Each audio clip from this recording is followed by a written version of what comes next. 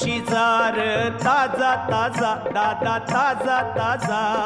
चिकना चिकना म्हावरा माझा घेऊन शिजार ताजा ताजा दादा ताजा ताजा चिकना चिकना म्हावरा माझा घेऊन शिजार ताजा ताजा दादा ताजा ताजा चिकना चिकना म्हावरा माझा घेऊन शिजार ताजा ताजा दादा ताजा ताजा चिकना चिकना म्हावरा माझा